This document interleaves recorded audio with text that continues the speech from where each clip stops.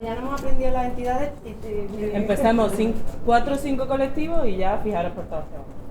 Y nada, este año queremos agradecer al Ayuntamiento de Córdoba y en concreto al Departamento de Cooperación y Solidaridad y a la Agencia Andaluza de Cooperación, pues que parte de la financiación de este ciclo es gracias a los fondos que nos conceden a las distintas entidades. Sí, y bueno, como decía la compañera, para nosotros es muy ilusionante porque este ciclo al final es gracias también a ese trabajo en equipo, a ese compartir no solo recursos, sino ganas, ilusiones, tiempo por sacarlo adelante. El objetivo, digamos que tenemos siempre unos objetivos desde que se inició hace 5 años, generales, que intentamos siempre que se transversalicen, que lo voy a comentar para que no se me quede ninguno, que por un lado es generar esos espacios de escucha, de participación, de análisis sobre el tema de feminismo, compartir vivencias, compartir experiencias, visiones, conocer otras experiencias de otras organizaciones, de otras partes del mundo, y reflexionar sobre las diferentes discriminaciones que vivimos las mujeres. Digamos, esa idea es transversal y queremos siempre abordarla. Pero este año, de manera específica, como nuestro 5.º ciclo siempre tiene algún apellido cada año, ¿no? El nombre de este año está dedicado a transgresoras de lo personal a lo político. Digamos que el objetivo en esta ocasión pues, es conocer experiencias colectivas de transgresión al sistema violento, de guerra, conocer experiencias de construcción de equidad, de resistencia a la degradación del espacio democrático y de los derechos de las mujeres, y todo ello de lo personal a lo político. Siempre un poco queremos no olvidarnos de ese vínculo que hay, de ese hilo, ¿no? que lo relaciona todo. Y comentaros que este ciclo pues va a tener 4 sesiones que habéis visto en el cartel, que inauguramos hoy con esta charla con Aleida y Mariana, que ahora la presentará Tere. Vamos a continuar el martes 27 con una mesa de experiencias, Nicaragua, Mujeres en Resistencia, que también será aquí, bueno, todo el ciclo será aquí. El jueves 29 tenemos un taller de teatro transgresor, que lo dará Pura Mayorga, y cerraremos el día 6 de octubre con una presentación de un libro que es Pacifista en Acción, desmilitarizar, desarmar y pacificar. Ese será el ciclo de este año. Así que sois bienvenidas, sois bienvenidos. Y ya por último... Sí, no queríamos dejarnos de algunos detalles que tienen que ver con la organización y la logística, porque digamos que esta actividad se oferta también como un ciclo completo, también en la universidad. La Cátedra de Cooperación y Desarrollo forma parte de la universidad, para que aquella persona que quiera realizar todas las sesiones, ¿no? y realizar toda la actividad formativa. Pero también son sesiones abiertas, que cada día podrá venir quien le apetezca, siempre que haya espacio, ¿no? Porque algunas actividades sí que tienen algunos requisitos de límite de personas, como el teatro y demás. Pero por lo demás, es una actividad que podéis difundirla entre vuestros amigos y conocidos y conocidas y poco más. Entonces vamos a pasar al final, o entre medias, que no se nos olvide, un listado para firmar. Ese listado solo tiene que firmarlo las personas que se han apuntado al ciclo completo, cada una sabe quién es, porque sí que tenemos que tener un seguimiento, ¿no? Luego para emitir los certificados y demás no lo piden. Luego también hay evaluaciones de cada sesión, un cuestionario muy sencillito para recoger un poco, porque a veces, bueno, en algunas actividades hay como más feedback y más, pero igualmente nosotros queremos tener luego como esa visión vuestra de qué os ha parecido, qué cosas se pueden mejorar. Y hay un pequeño cuestionario que para eso, que no lo he sacado, se ha hecho online, digamos, que somos muy modernas. Es un QR. No, pero creo que lo tenemos impreso también, ¿no? Pero hay muy poco, hay que hacerlo por el QR. Hay que hacerlo por aquí, ahora luego lo pondremos por aquí, que no se nos olvide, es un cuestionario muy sencillito para que lo hagáis, ¿vale? Y que luego siempre, bueno, nos gusta tener esa devolución y ese feedback, ¿no? Y no sé si me he olvidado algo más, ya está. Esperamos que os guste, que lo disfrutéis y yo me siento... Bueno. Aquí veréis conmigo. Yo me voy a sentar también aquí con las compañeras. Que bueno, para mí es un gusto también estar aquí con vosotras. Y como comentábamos antes, hoy se inaugura el ciclo con esta mesa, lo hemos llamado conversatorio, construyendo Mujeres Construyendo desde la Equidad. Y bueno, pues la idea era tener eso, en un espacio, digamos, este espacio tan privilegiado que nos ofrece también el Rey Heredia, ¿no? Tan cercano, tan íntimo, poder tener ese espacio de conversar y de hablar un poco desde la experiencia de dos mujeres, cada una desde su propio camino, desde su propio recorrido, desde su propio contexto, pues pudieran un poco hablarnos precisamente de ese objetivo que hablábamos al principio, ¿no? De cómo desde sus vivencias personales, conectando siempre lo personal, lo político, lo colectivo, pues cómo ha sido ese proceso de concienciación feminista en los contextos de los que vienen y bueno, también cuáles han sido esas transgresiones que han tenido que tener y también que compartieran pues alguna experiencia, ya sea desde el ámbito bueno, pues personal o de organizaciones y demás, de esas transgresiones, de esas luchas y demás, de esas conquistas. Entonces, bueno, pues para eso tenemos a Mariana Ceballos y a Leida Collazo. Vamos a empezar, vamos a hacer lo siguiente, cada una va a tener como una intervención de en torno a unos 25 minutos y después ya abrimos el diálogo, las reflexiones, las conversaciones, lo que queramos. Y bueno, pues vamos a empezar por Aleida y luego continuaremos con Mariana. Yo tengo aquí una chuletilla de Aleida porque, bueno, Aleida Collazo, ¿vale? Como la conocemos mucho, la conocemos muchas las personas que estamos aquí, hemos compartido muchos espacios, muchas luchas y demás. Y yo le preguntaba, oye Ale, dime algunas cositas, ¿cómo quieres que te presente? Y me decía literal, ¿cómo presentarme, corazón? Como una inmigrante que ha logrado aprender de este lado del mundo. Bueno, Aleida realmente es colombiana, exiliada política en Córdoba, desde hace, yo estaba echando cuenta, entre 15 y 20 años, ¿no? Por ahí, 20 años, o sea que yo creo que una parte ya cordobesa importante. Y yo, de formación, tú eres agrónoma, ¿verdad, Ale? Sí, y aunque has tenido luego muchas formaciones, posgrado de temas de cooperación, de hecho nos conocimos en un máster de cooperación al desarrollo hace 15 años, 10, no sé, por ahí. 2008. Y bueno, ella ha participado de diferentes plataformas, espacios de reivindicación feminista, la plataforma contra la violencia de las mujeres, ha trabajado y ha militado o voluntariado, como queramos entenderlo, también de muchas organizaciones. Intentaba echar cuenta y me salían pues muchas, ¿no? Desde Coma Solidaria, FIFATA, etcétera. Entonces, bueno, pues nada, Ale, cuando quieras toma la palabra es tuya. Pues ya me llevo 10 minutos de lo que yo había preparado. No te preocupes que puede haber, que se había larga. A ver, ¿así me escuchan? ¿Puedo utilizar esto? Se escuchará ahí bien. Es que luego hablamos la grabación, no se oye bien. Si no te importa. Si no, Hola. Pues no, ¿Sí? ¿Ahí? con esto no te preocupes. ¿Vale? Mejor. Bueno, primero agradecerle a la cátedra y a todos los colectivos que hacen parte de este feminario, digámoslo así, ¿no? Por haberme invitado y tenerme en cuenta. Como lo dice Tere, yo llevo aquí 20 años, vine por 3 meses de exilio y se han vuelto 20 años, ¿no? Para nosotros como inmigrantes yo decía, madre mía, ¿cómo me meto aquí en un país que no has decidido venir, sino que te ha tocado venir? Entonces decía, ¿cómo me meto yo ahí en esa colada, ¿no? Imaginaros tú. Y la primera vez que yo vi o entré a formar parte de un colectivo fue con Córdoba Solidaria, que hacía su Feria de la Solidaridad en la Plaza de la Corredera. Yo creo que ya la conocen, ¿verdad? Pues estaban ellos allí, estaban presentando su feria y yo les dije a ellos que en qué les podía ayudar. ¿Qué les podía ayudar? Yo ahí muy valiente me dice, necesitamos a alguien para la barra. Yo no sabía ni qué era una barra.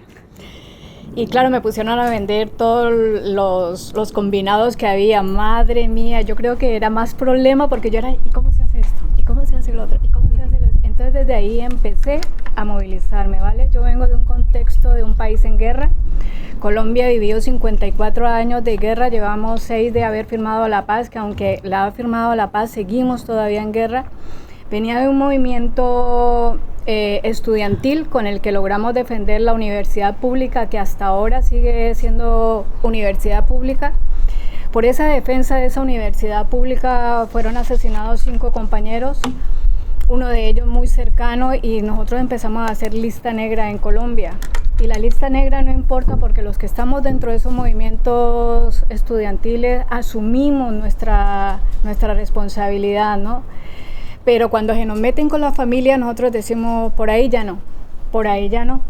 Puedes pegarme un tiro a mí, puedes desaparecerme a mí, pero a nuestra familia no. Además tengo un hermano desaparecido, también por estar como representante estudiantil y por defender la universidad pública que en ese momento defendíamos, ¿no? En ese contexto de país llego yo aquí, venía con el alma partida, digámoslo así, y me meto dentro de los movimientos sociales. Y empiezo a hablar con Córdoba Solidaria, le digo, ¿ustedes qué hacen? Me dicen, no, nos reunimos, hacemos todo esto, y era algo como de derechos humanos, de defensa, yo dije, pues me voy a sentar ahí yo solita, a escuchar allí, y así empezó mi movimiento, ¿vale? En ese empezar a conocer a toda la gente, empecé a conocer las organizaciones sociales. Yo creo que yo soy el emoticono de todas las organizaciones sociales, porque estoy aquí, pero es por contexto de trabajo y de inmigración, ¿sí? Y en una de esas fue, el primer contacto así laboral, digámoslo, es con ideas de comercio justo. Yo fui a trabajar como todos, como empezamos todas. Aleida, ¿tú qué haces? No, pues yo me conocieron en la calle de movimiento, me dijeron, oye, tenemos un puesto de trabajo, pero no te va a gustar. Le digo yo, para los que sea, no pregunté ni qué. Me dicen, no, es para limpiar las naves de comercio justo, que tenían todo su material y todo eso. Le digo, por mí no hay ningún problema. Me fui a trabajar a limpiar las naves, madre mía, la barrera una nave. Y en esa, pues, mientras a mí me sobra el tiempo, yo, que ya terminé, ¿qué hago aquí, no? Entonces, pues, empezaba a ayudarle a empacar al resto de la gente, y me contaban y me decían, Aleida, ¿tú qué? Le digo, no, yo mientras estoy aquí también hago un doctorado. También estaba haciendo un doctorado de desarrollo rural y agroecología, ¿no? Entonces me decían, ¿y estás limpiando? Le digo, no importa, eso es lo que hay. Y entonces en una de esas, una de las compañeras salió de trabajar del departamento de educación y me dijo que si, ¿por qué no presentaba mi currículo? Y desde ahí empecé, y desde ahí no he parado de trabajar dentro del área de educación. Y para mí ha sido un aprender, ¿sabes? Es de muchas cosas que yo creía que sabía, pero que el día a día, el estar en contacto con la gente, el de leer, el de trabajar, el de eso, me ha hecho crecer muchísimo. Por ejemplo, cuando me hablaban de comercio justo, yo tenía que hablar de comercio justo, yo no sabía qué era el comercio justo. Pues empápate qué es el comercio justo, hablar de derechos humanos. Y ahí empecé a escuchar, a pesar de que habíamos hecho seminarios en Colombia de mujer y sindicatos, era nosotros, pero era una cosa estudiantil que no era así de este proceso, ¿no? Y cuando vienes aquí a hablar de comercio justo, y cuando vienes a hablar de las mujeres, de los derechos que tenemos nosotras las mujeres dentro de lo laboral, dentro de lo rural, vas como creciendo, ¿no? Como diciendo, y eso lo tenía que yo ir a dar a los institutos, a los colegios, y entonces de ahí fuimos creando, pero aún así no entendía qué era eso del feminismo. Yo lo escuchaba, yo decía, y me invitaban a escribir algo, yo decía, y los hombres, ¿no? Que solamente la mujer, y los hombres, le decía yo, porque no entendía cuál era, cuando hablábamos de feminismo, de qué hablábamos, ¿vale? En eso paso yo de trabajar a SIGBATA. En SIGBATA es otra organización de cooperación internacional y también de educación, y allí me dieron otro reto, hablar de turismo responsable. Y yo decía, ¿eso qué es? Por favor, vuelvan a apoyar otra vez, hablar sobre turismo responsable. Y esa era también la responsabilidad que nosotros tenemos como turistas, ¿no? El respetar el medio ambiente, el respetar a donde nosotros vamos a visitar, a no decirle que si, por ejemplo, vamos a Bolivia, ¿qué comemos? ¿Cuál es nuestro plato principal en Bolivia? Depende del lugar. Fricasé, digamos. Fricasé, pero yo voy y le digo que me haga un salmorejo.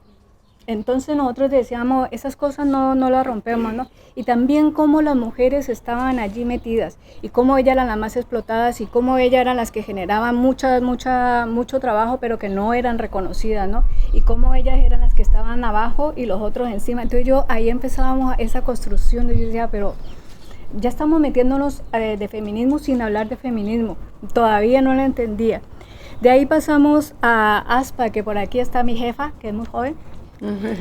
Y empezamos a trabajar dentro de los institutos lo que era género, ¿no? De escuchar y también otra vez volver a empollar para poder decirle a los niños qué era género, qué era el sexo, qué era esa división que nosotros teníamos y en poder entender lo estructural. Y ahí ya empecé yo a entender, ¿no? ¿Qué era ese feminismo? ¿A qué le llamamos feminismo? ¿Cómo nosotros las mujeres estamos ahí metidos? ¿Cómo los hombres hacen parte de que nosotras las mujeres estemos así abajo? Pero no porque ellos quieran, sino porque educacional y estructuralmente nos han formado así, ¿sí? Entonces cuando le decimos, no, es que no lo estamos atacando a un sistema que a nosotros nos ha educado para que nosotras las mujeres estemos abajo y los hombres estén arriba. Pero es una construcción, ¿cierto? De ahí cuando empecé a trabajar en ASPA, empecé a ver todo esto, qué era el feminismo en sí. En internet me dio la chapa. En internet fue de los cuidados. Fue a hablar de los cuidados, o no, que allá estaba mi jefa. Fue a hablar de los cuidados y fue como, ahora lo sé que ahora les cuento una cosa que me pasó anoche en una escuela teniéndola con colombiano. Ahí yo dije, nosotras tenemos que ser el centro de todo, porque somos el centro de la vida. Ahí entendí que si nosotras las mujeres paramos, el mundo se para, como lo decimos aquí. Si nosotros paramos, el mundo se para. Vale, y eso fue una de las experiencias más bonitas que tuve para poder entender todo esto. En Batá volvimos a hablar sobre turismo responsable, pero ahora le metimos género. Y con esos aprenderes que ya llevaba atrás, entonces se fue contactando. Para mí fue mucho más fácil poderlo hacer más práctico, ¿vale? Y el mayor acercamiento de todo esto, hace 7 años estoy militando dentro de la plataforma cordobesa contra la violencia a las mujeres. Eso ha sido un aprender porque tengo un teléfono rojo, que es el teléfono de atención directa a víctimas. Y con ellas se ha aprendido, ellas no saben lo que yo he aprendido, ellas no saben cómo he aprendido a cómo tratar a las víctimas de violencia de género, a cómo hacerles entender que ellas no tienen la culpa, a cómo hacerles entender a los hombres que deben hacerles un acompañamiento, a cómo hacerles entender de que podemos salir sí o sí de allí y que nosotras todas las mujeres tendremos que crear unas redes para que estas mujeres cuando quieran salir puedan salir de ahí. He aprendido también que si nosotros no hablamos de política, las cosas siguen tal cual. Nosotros tenemos que formarnos políticamente y hacer política, como lo decía, desde lo personal a lo político para hacer cambios. El Pacto de Estado que ha estado la Plataforma Cordobesa contra la Violencia a las Mujeres ha hecho sus aportaciones allí. Cuando hay algún cambio de aquí, la Plataforma Cordobesa ha hecho aportaciones a todo lo que se hace por el trabajo que se ha hecho. Llevamos 25 años, bueno, yo llevo 7. Mis compañeras llevan 25 años trabajando con la plataforma, ¿no? Y desde ahí se ha hecho un movimiento grande donde todas las redes estamos trabajando en red con instituciones, en red con las asociaciones de mujeres y en red con los institutos, con los coles. Y lo trabajamos a nivel local y a nivel de provincia, pero nos quedamos muy de para abajo, ¿sabes? Porque ahora parece como que si hubiésemos retrocedido 20 años atrás. Yo que llegué aquí y me metí a los institutos y los nenes de los institutos eran mucho más abierto, se hablaba con menos miedo, se hablaba de sexo, se hablaba de respeto, te daban el debate. Ahora los nenes es como ese otra vez de yo soy tu dueño y tú no te me vistes así y tú me das las claves de tus redes sociales. Eso lo estamos viviendo ahora dentro de los institutos y lo hemos normalizado. Y cuando nosotros vamos a los institutos y les decimos que eso es un micromachismo, que eso genera muerte, los nenes dicen no, digo sí. Y cuando les empezamos a ver las películas, empezamos a hablar, o cuando les llevamos una víctima de violencia de género, los nenes se van entendiendo qué es lo que está pasando y les vamos metiendo. Ellos se sienten culpables, ¿no? Diciendo, pero es que no. Eres culpable de ahora en adelante, o tienes una parte así grandota de razón de ahora en adelante, desde que tú sabes que lo que tú estás haciendo es violencia de género. Si tú no cambias, si tú no quieres, entonces sí tienes la culpa. Antes no. Si yo estoy haciendo algo porque como toda la vida lo he vivido y lo he chupado, pues ya está. Pero ese cambio y lo tenemos que generar. Y nosotros lo que esperamos es que estén los hombres, ¿sabes? que los hombres creen sus propios espacios, que creen nuevas masculinidades como le están haciendo aquí. Ellos son nuestros compañeros, pero nosotros no podemos hacerle el trabajo a ustedes. Son ustedes los que tienen que crear vuestros propios espacios como nosotras las mujeres los creamos desde hace muchísimos años. Nos dimos la pela. Dense de esa pela. Acompáñenos a eso porque necesitamos que sean padres y madres las que construyan nueva sociedad. Y ahí les cuento lo que me pasó anoche. Estábamos leyendo en una escuela política con Colombia, ¿no? Y estábamos hablando de la Flora Tristán y leyendo un texto y muy bien, ¿no? Y en el texto de Flora Tristán decía que había que educar a las mujeres para que nosotras fuéramos las educadoras de una nueva sociedad. Y yo le decía, muy bien, sí, pero ahí los cuidados no. Ahí entonces no abarcamos los cuidados, porque entonces nos están diciendo a nosotras solamente que nosotras somos las educadoras. Está bien que a las mujeres nos hayan abierto esos espacios, pero son los hombres y las mujeres que construimos una nueva sociedad. Somos todos eso con concienciación, con sensibilización y con trabajo en red. ¿Sí? Si yo trabajo puntualmente y la otra trabaja puntualmente y estamos así abiertas, no logramos eso. Tenemos una construcción aquí en Córdoba que es el 25N. Aquí existen dos plataformas, digámoslo así, que son más visibles, ¿no? Una plataforma nos organizamos para el 25 de noviembre, que es el Día Internacional contra la Violencia a las Mujeres, y el 8 de marzo, Día Internacional de la Mujer Trabajadora, que ya se nos está olvidando ese pedacito, trabajadora. Y es de esa mujer porque es histórico todo eso para llegar a ese día, ¿cierto? Y estas mujeres nosotros logramos movilizar, en el 25N logramos movilizar casi a 5.000, 6.000 personas de toda la provincia. Igual el 8M, que es la plataforma nosotros decidimos, logra movilizar otras 8.000, 10.000 personas, ¿sí? Y son plataformas que unas llevan un histórico que es contra el aborto y nosotros decimos, por aquí nos vamos contra la violencia a las mujeres, sino que nuestra plataforma tiene diferentes ideologías, digámoslo ahí. Nosotros tiramos, bueno, la ultraderecha no está.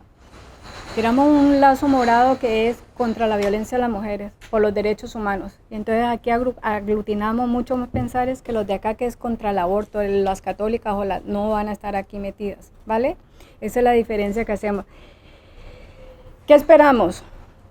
Que el acompañamiento de todos, tanto institucional como de los políticos, que nos falta muchísimo más y ahora con lo que nos viene, cuando nos están negando de que nosotras, que no existe violencia de género, estamos en un momento que salen grupos políticos a decir que no existe la violencia de género, cuando hoy por la mañana mataron a una nena de 23 años, ¿vale? La mató su novio. Hemos logrado un pasito adelante cuando ya se reconocen los feminicidios, que aquí en España no se reconocía. Llevamos casi 3 meses de reconocimiento de un feminicidio, que como lo sabemos es las personas que no tienen relación de pareja, sino que es el hombre que asesina a una mujer. Sí, eso lo hemos ganado. ¿Y qué otra cosa tenemos nosotros que es súper importante cuando trabajemos con las AMPAs? Porque con los nenos le podemos dar las chapas, con los niños y con las niñas le podemos dar la chapa, pero si llegan a casa y papá y mamá siguen con la misma educación, no logramos absolutamente nada. Eso es lo que yo traía, era lo que me había preparado. No sé si lleva 20 minutos o totalmente libre cuando tú quieras. Está bien. Pues ese es el trabajo que se ha hecho aquí en Red, ¿sabes? Es lo que hemos trabajado. Aquí se trabaja a nivel de diputación, a nivel de ayuntamiento. Dentro de todas las provincias tenemos asociaciones asociadas a 71 asociaciones a nivel provincial, 80 a nivel local. Entonces cuando algo pasa es todas a una. Entonces esa es la red que nosotros hemos creado. No sé si... Bueno, como vamos a seguir luego hablando hasta donde tú quieras, Ale, si no igualmente retomamos. Vale. Luego. Ahí tal vez algo chistoso que a mí me pasó cuando hablábamos con Guadalupe y me comentaba esto de las AMPAs, ¿no? Tal vez para mis compañeros bolivianos sería bueno que les cuentes, porque para nosotros un AMPA es algo muy peligroso, son como pandillas. Entonces, pero yo sé que aquí es totalmente distinto, entonces tal vez sí les puedes contar. Es la Asociación de Madres y Padres. Claro, es la Asociación de Madres y Padres. Claro, gracias por la... Gracias. Claro, es que por eso...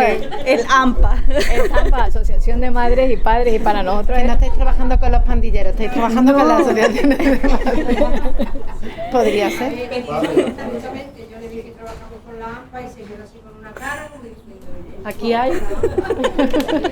Ya cuando le cojan, por eso es verdad que está muy bien Aleida que lo haya ido las asociaciones de padres. Asociación de Madres y Padres. Antes Aquí, eran APAs, APAs, hace 20 años, pero fue una reivindicación porque realmente el 90% de las personas que van a esas reuniones son madres.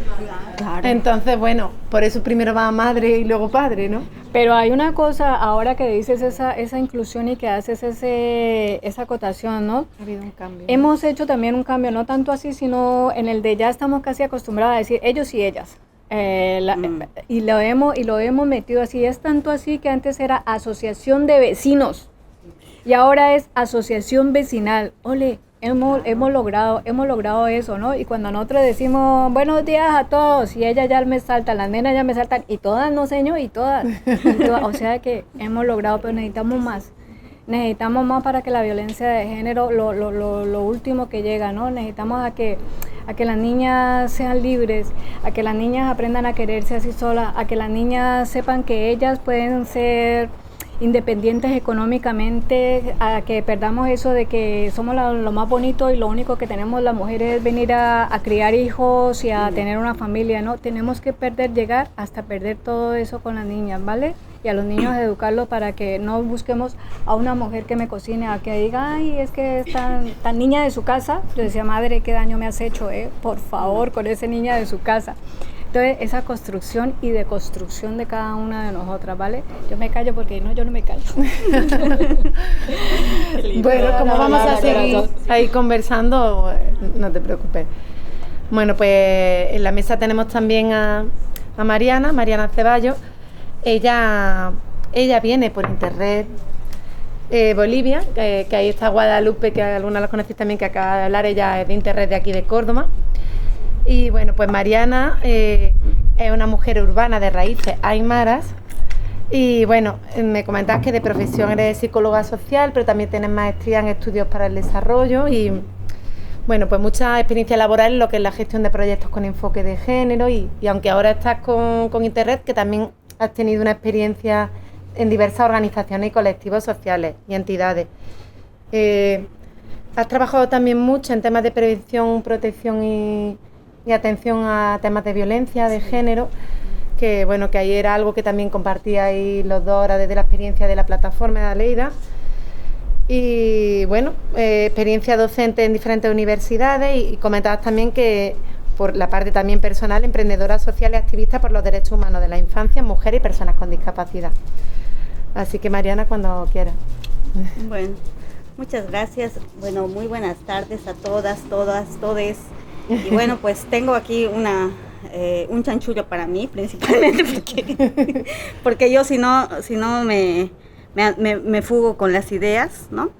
Y bueno, pues la experiencia, bueno, quiero hoy día compartirles dos experiencias institucionales que nos ha abierto camino para trabajar desde lo personal hacia lo político. Pero claro, antes de presentarles las experiencias, sí me gustaría contextualizarles bajo qué lugar, desde dónde estamos hablando, desde dónde hemos construido estas experiencias. Y bueno, esto es desde el contexto boliviano prácticamente, ¿no? Hablando de la crisis multidimensional en la que estamos viviendo, hay dos factores que han aportado a la crisis boliviana desde 2019. Todas y todos sabemos que el 2019 en Bolivia prácticamente ha habido se ha desatado una crisis sociopolítica muy fuerte a raíz de las elecciones presidenciales que hemos tenido, ¿no?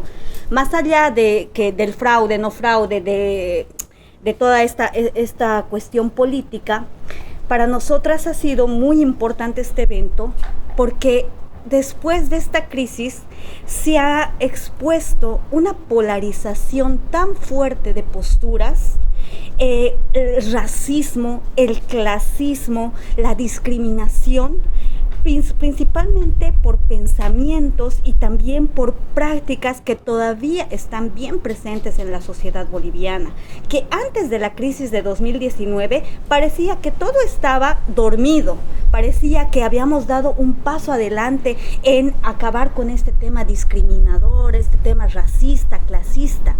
Pero la crisis del 2019 nos ha hecho dar cuenta que no lo habíamos superado, estaba latente, estaba dormido, y este ha sido como que el pretexto perfecto para polarizar a la gente entre ricos y pobres, entre urbanos y gente de las comunidades indígenas, ¿no? Y ahí has jugado un rol muy, muy importante, la violencia simbólica. Aparte de todas las violencias, la militarización que hemos tenido, el acoso político, social, etcétera, la violencia simbólica ha sido uno de los elementos que nos ha afectado muy, muy fuerte. En tres cosas, ha habido muchas, pero sí que les quería compartir tres.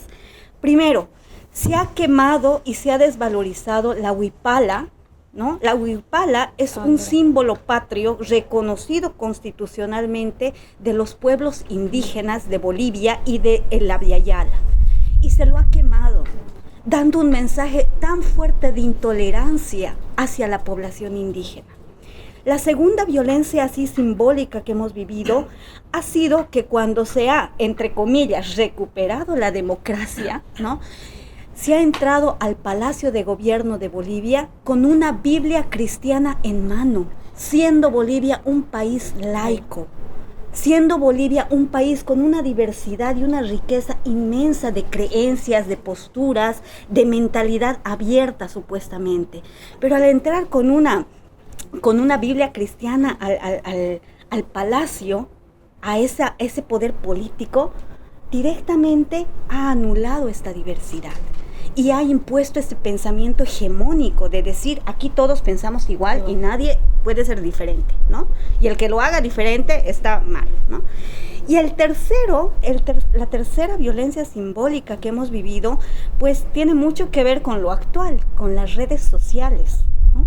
Los mensajes que se daban por las redes sociales, el Facebook, el Twitter y todas estas otras, y los discursos que se daban, tanto de oposición como de oficialismo, eran consignas racistas, homófobas, que hacían alusión a la procedencia de la gente, a su identidad indígena, y sobre todo nos caía a las mujeres de ascendencia indígena, las mujeres indígenas migradas al área urbana, haciendo alusión a la chola como un elemento, como una forma despectiva de llamar a las personas. Cuando la chola es una identidad, es una forma de ser, es una forma de vida, es una forma de mostrar tu identidad indígena, ¿no? Que ya lo estábamos reivindicando, y esta situación ha hecho que se dé 10 años o muchos más de retroceso, ¿no? En este contexto de violencia simbólica, las mujeres indígenas principalmente nos hemos visto afectadas en el ámbito urbano. ¿Por qué? La mayoría, nosotras, nuestras abuelas, nuestras madres, que ya habían sido expulsadas, que ya habían sido despojadas de sus tierras y obligadas a migrar al área urbana, buscaban nuestras abuelas una mejor vida. Por estos temas extractivistas, por esta centralización del mercado, hemos ido a parar a la ciudad buscando mejor vida. Pero ¿qué ha pasado en el 2019? Nos hemos visto nuevamente vulneradas, nos hemos visto nuevamente discriminadas de forma abierta, y lastimosamente muchas veces parecía como que esto estaba consensuado y aceptado, ¿no? Y esto obviamente ha hecho que se desvalorice nuestros cuerpos, nuestros saberes, nuestros conocimientos, que nos había costado tanto reivindicar, ¿no? Entonces, este conflicto del 2019 realmente ha sido un retroceso para nosotras, para las mujeres como tal, para nuestro reconocimiento, para nuestra identidad, ¿no? Y otra de las crisis que nos ha afectado bastante, obviamente, y esto a nivel mundial, ha sido la COVID, ¿no? La COVID con el romanticismo del quédate en casa, ¿no? O sea, ¿qué implicaba para nosotras quedarnos en casa? Estar 24 horas del día con nuestro agresor, estar sobreexplotadas con los trabajos de cuidado, que aparte nos decían que era el amor que deberíamos tener a la familia, que no, señores, no es amor, es trabajo no pagado, ¿no? Es explotación dentro de la casa. Y más aún cuando el Estado muchas veces es cómplice de este proceso, porque la seguridad social de la salud, de la educación, no estaban funcionando, estaba totalmente colapsada y nuestras escuelas, nuestros colegios se habían cerrado. Entonces, a las madres les tocaba, y a las mujeres en sí, les tocaba hacerse cargo de la educación de los chicos, del cuidado de los enfermos, de las actividades de la casa, aparte de su trabajo en este mercado patriarcal, que lo único que hacía era usar su fuerza de trabajo, su mano de obra, ¿no? Entonces, ha sido una situación bastante complicada para nosotras. Y realmente los niveles de feminicidio, justamente que nos comentaba acá la compañera, han sido uno de los elementos que nos ha afectado bastante en todo esto de la COVID, ¿no? Y no solamente por los altos niveles, sino por el sadismo, por el nivel de violencia con el que se cometían estos crímenes, ¿no? En esta crisis que la hemos vivido muy fuerte en nuestro país, nosotras institucionalmente decíamos, ¿qué hacemos? Porque no podemos entrar con proyectos tibios que no generen un cambio en la estructura, ¿no? Y ahí hemos visto, bueno, dos experiencias que nos ha gustado mucho para interpelar todo este sistema, para ver qué hacemos, cómo reconstruimos el tejido social que después de 2019 se había polarizado, se había prácticamente roto este tejido social y se habían abierto estas brechas entre clases sociales.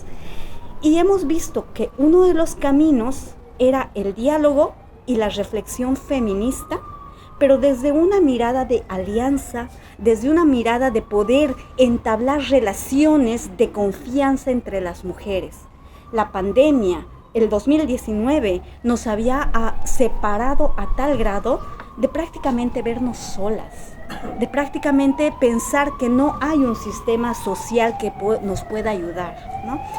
Entonces, a partir de esto, uno de los principios que nosotras veíamos es que primero, la palabra tiene poder. Segundo, si lo que no se nombra no existe. Entonces, tenemos que hacer algo. Y por último, que nuestras voces de alguna manera tienen que ser escuchadas, ¿no? ¿Cómo logramos esto, no? Y allí nosotras nos hemos planteado que es importante que empecemos a trabajar desde las subjetividades, porque las subjetividades no como un punto de partida, sino como un lugar de estancia, un lugar desde donde vas a hablar, que aparte está bien desvalorizada, porque justamente las subjetividades, las emociones son asociadas hacia las mujeres, pero desde una desvalorización, que somos muy sensibles, que somos muy débiles, y no como un punto de estancia donde puedes hacer reivindicación política desde tu palabra, ¿no? Entonces, en este sentido, diversas mujeres con las que trabajamos de las comunidades indígenas, las guaraníes, las quechuas, las aymaras, en diferentes poblaciones, se han empezado a agrupar para poder entablar diálogos y crítica dentro de un grupo bastante diverso también, ¿no? Y en estos grupos hemos visto que las mujeres han logrado, o hemos logrado, porque también estábamos allí, identificar dos aspectos, trabajar dos aspectos. Primero, el cuestionamiento. Pero, ¿qué cuestionamos? Porque, claro, decir el sistema patriarcal y no sé qué es muy abstracto, ¿no? Y tenemos que llegar a un punto práctico, a algo que está atravesando nuestras vidas. Y las mujeres en estos grupos decían, bueno, lo que nos está ahorita dañando son primero muchos usos y costumbres, ¿no? Que son fundamentalismos culturales que están produciendo violencia en nuestros cuerpos, en nuestras vidas. Y hay 3 cosas que han cuestionado bastante. Primero, la violencia sexual, porque muchas veces en estas comunidades se transan estas violencias, se las hace casar con su agresor, o se puede transar para que no se denuncie con una retribución, ¿no? Y se callan este tipo de violencias. Los matrimonios forzados, que son a chicas bastante jóvenes. También la sobrecarga de trabajo, con lo que les decía, el tema del amor, ¿no? Y también se ha cuestionado bastante en estos espacios que se normaliza que las mujeres tenemos que ser las responsables directas del cuidado de la naturaleza. O sea, innatamente, porque eres mujer, tienes que cuidar la naturaleza. Y claro, eso desgasta nuestros cuerpos y nuestras vidas. Ir a traer agua de un lugar donde hay una contaminación minera terrible, caminar 3 horas solo para dar agua limpia a tus hijos, es responsabilidad de las mujeres. Así lo dice el mandato cultural. Entonces, ellas estaban cansadas de esta situación y empiezan a cuestionar estos elementos que son netamente patriarcales, ¿no? Pero también otro de los elementos que se trabajan en estos grupos ha sido revalorizar, porque está bueno cuestionar la cultura, los usos y costumbres, las desigualdades, pero también desde la lógica comunitaria que tienen estos grupos, se empieza a valorar. ¿Qué podemos revalorizar? Y ellas decían, bueno, uno, nuestros saberes ancestrales. Algo que se ha revalorizado bastante es el tejido. El tejer, ¿no?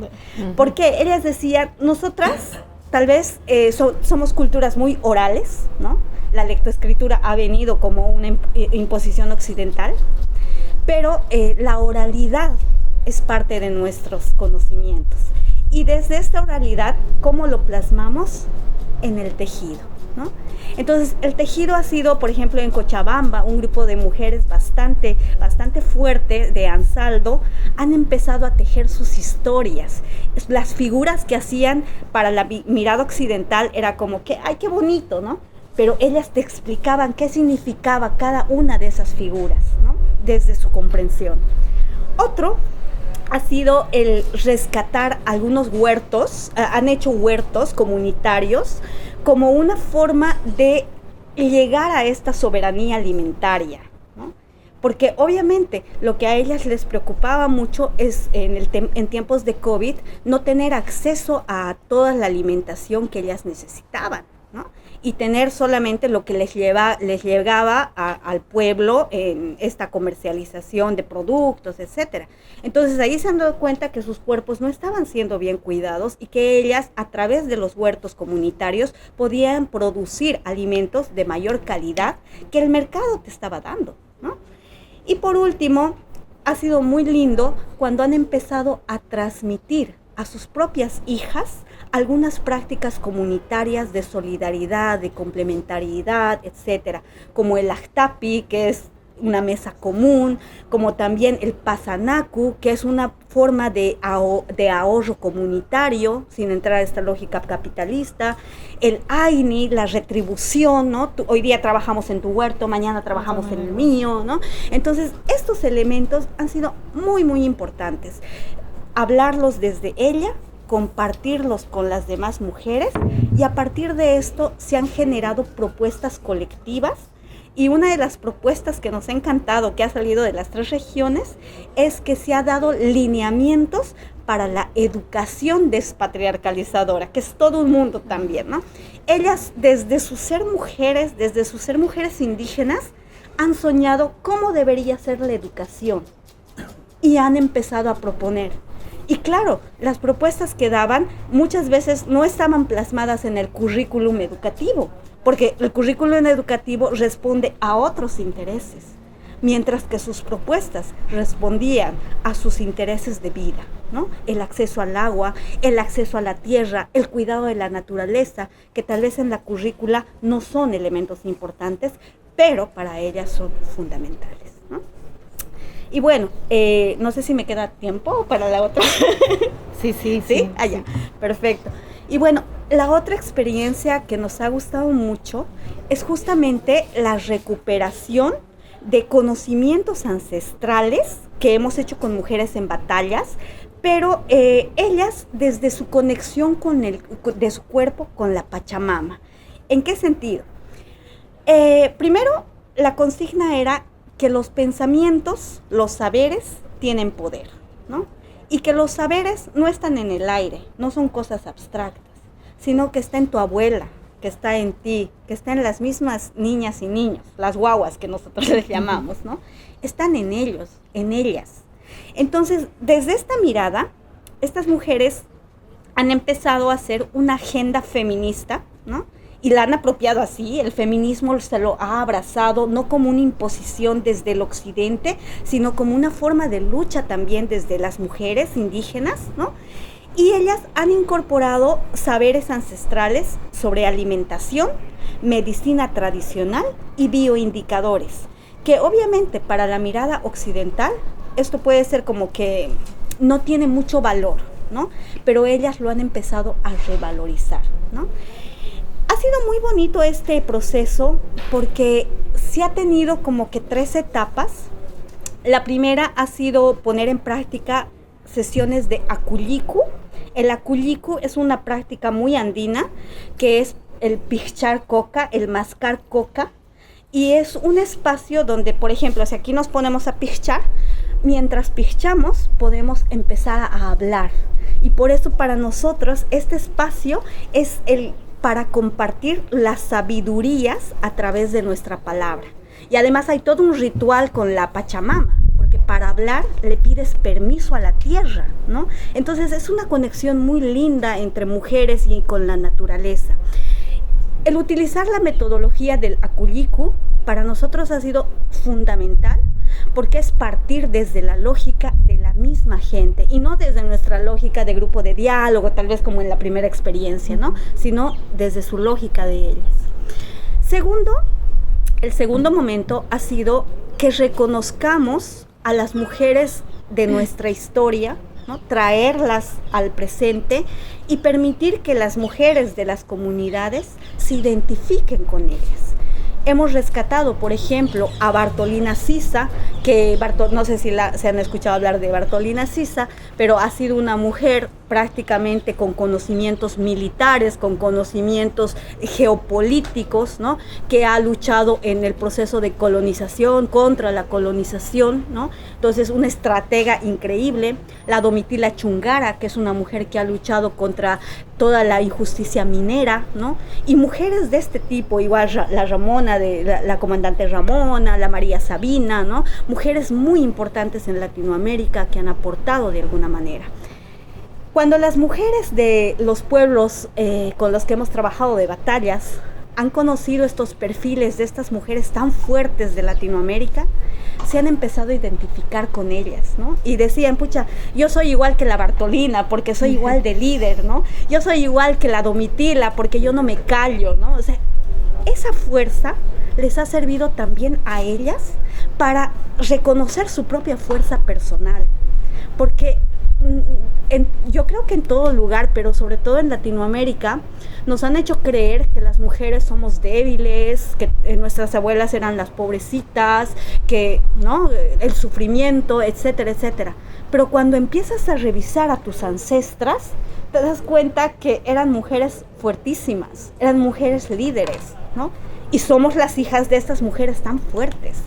Y reconocerse como tal permite también reconocer qué sabes, qué conoces, qué tienes y qué puedes aportar a tu comunidad, ¿no? En este proceso nosotros hemos logrado que las mujeres puedan rescatar cierta alimentación y nutrición favorable, ¿no? Ellas decían, nuestra comida es medicina, nuestra medicina es comida, ¿no? Identificar la quinoa, el chuño, la papa, la tunta como elementos nutricionales que alivian el cuerpo, identificar medicinas para la sanación, revalorizar las plantas, ¿no? Ahí, por ejemplo, hay un montón de plantas para el dolor de estómago, para el insomnio, para estar tranquilas, para incluso plantas para dejar el alcohol, ¿no? Entonces es súper interesante cómo ellas habían sabido tanto y a veces no sabemos cuánto puede saber, cuánto conocimiento pueden tener los pueblos, las mujeres específicamente, porque creemos que, como no ha ido a estudiar a la universidad, desvalorizamos sus saberes, pero saben tanto, ¿no? Y también hemos rescatado algunos bioindicadores, que ha sido la parte más linda, por lo menos para mí, porque tengo una conexión con la naturaleza muy, muy fuerte, que prácticamente es leer y entender el tiempo y la naturaleza, ¿no? Ha sido muy interesante cómo, por ejemplo, ellas, sin necesidad de instrumentos tecnológicos que nos digan que va a haber una llovizna, una granizada, etcétera, ellas sabían que por la posición de los astros, por la posición o por el comportamiento de las aves, ¿no? Sabían que va a llover, sabían que va a nevar, tal vez sabían que va a haber una buena cosecha, ¿no? O no, ¿no? Entonces, estos elementos les daban a ellas ese poder de decidir y de saber qué tienen que hacer en caso de que vaya bien o vaya mal la producción ecológica que tienen ellas, ¿no? Entonces, esta experiencia ha finalizado rescatando todos estos conocimientos, pero también socializando hacia la comunidad, ¿no? Porque claro, ellas nos decían que sí es importante contarlo, pero desde sus propios cuerpos, no plasmarlo en un libro y que la gente lo interprete como pueda, ¿no? Sino que ellas lo puedan socializar. Y ha finalizado con un diálogo intercientífico donde las universidades, la Universidad Mayor de San Andrés, que es la universidad pública más importante de la ciudad de La Paz, ha entrado en diálogo con estas mujeres, ¿no? Y los expertos de la universidad, los estudiosos, ¿no? Se han dado cuenta, han ido validando estos bioindicadores, estos alimentos ancestrales, estas medicinas naturales, ¿no? Desde este diálogo de iguales, ¿no? Entonces, creo que estas dos experiencias nos ha dado esta mirada de que desde el análisis personal, el saber personal, cuando lo llevamos a un nivel comunitario, se puede volver político. Y ahí es donde nosotras como mujeres, nosotras como sociedad en sí, podemos empezar o aportar a este proceso despatriarcalizador. Muy bien, muchas gracias. Bueno, muchas gracias a las dos. La verdad es que es muy interesante ver desde cada mirada, cada vivencia y, bueno, pues esas diferentes experiencias que planteáis. Así que, bueno, supongo que a todas y a todos nos han surgido muchas cositas aquí dentro. Se va a abrir ahora un espacio de diálogo, de preguntas, un espacio un poco libre, ¿no? Pues, si me permiten, antes de si va a haber alguna intervención, yo la estaba escuchando hablar a ella y más enamorada de Latinoamérica todavía, de esos procesos bonitos de las mujeres, ¿no? De cómo esa lucha, y veía lo que yo estaba haciendo aquí, yo decía, mientras nosotros tenemos una experiencia muy bonita que fue de las mujeres rurales, pero no fue de la construcción de esas necesidades del alimento, eran de la tecnología. De no haberse podido comunicar en época de pandemia, de haberse sentido tan solas, que ellas empezaron a sentirse agobiadas, ¿no? Entonces nos fuimos nosotros allí a enseñarle a manejar un móvil, y a raíz de ese enseñarle a manejar un móvil empezaron esas violencias que ellas vieron, todo eso, y empezaron a compactarse, ¿no? Hemos trabajado con 25 grupos, 25 pueblos de aquí de la provincia de Córdoba, y ellas se dieron cuenta de que estaban trabajando individualmente, que estaban haciendo una por allá, otra por acá, y cuando le digo, voy a hacer correo de brujas, les decía, de un pueblo a otro, ¿no?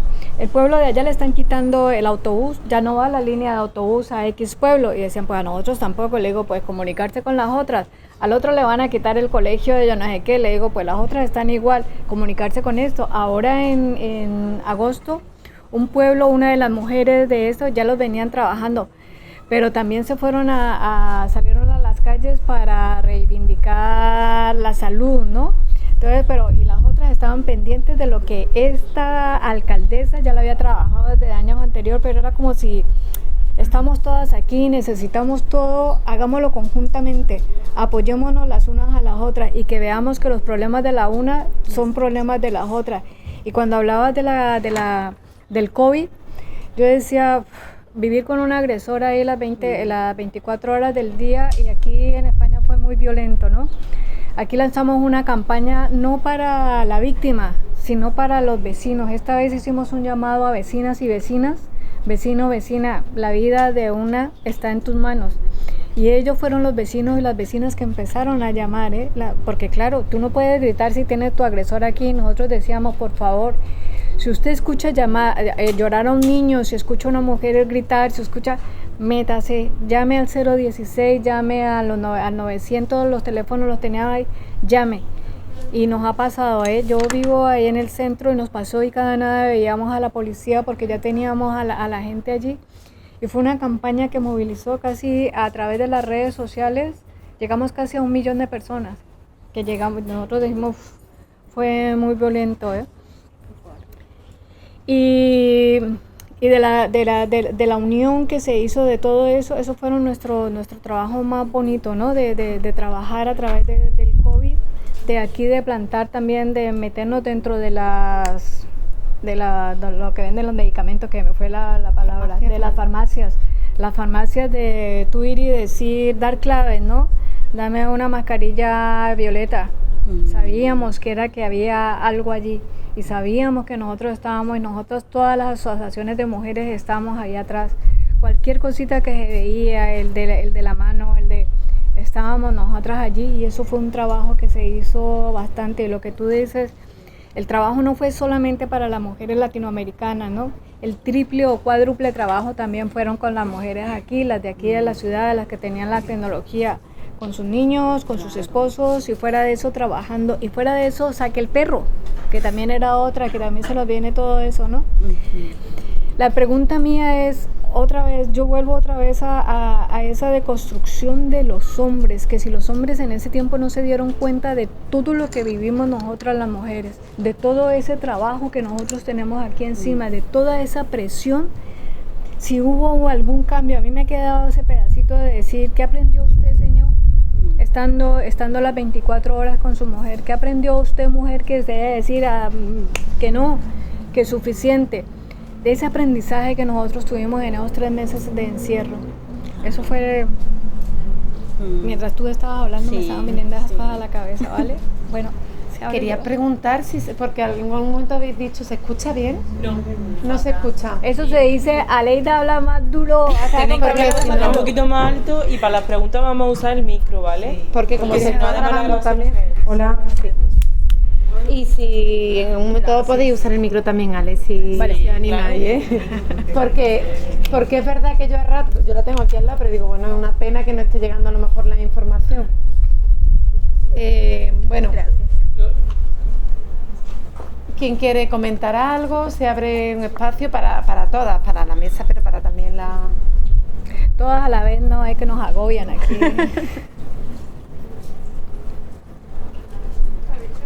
Por aquí.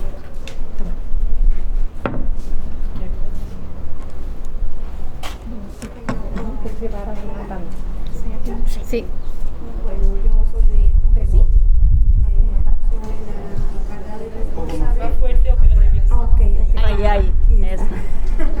Muy bien. Soy de Potosí, ¿no?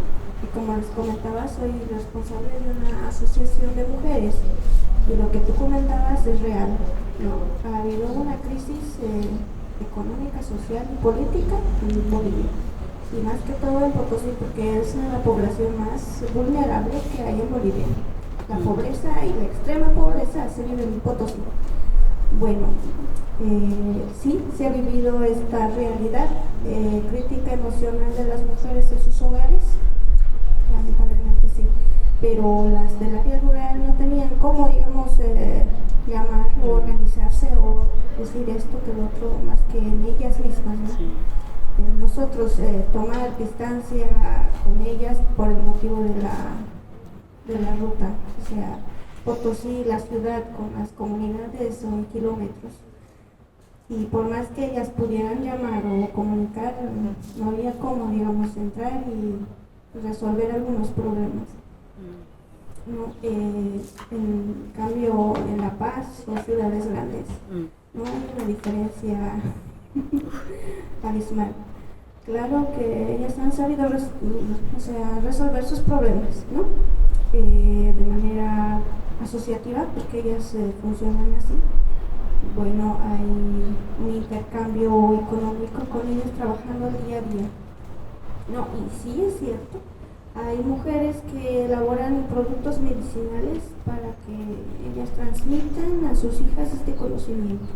Entonces ellas elaboran sus productos de manera orgánica y antes de ello ellas pueden, digamos, sustentarse con eso, ¿no? Y lo que tú me decías, sí, se vive eso. En el área rural es muy crítico.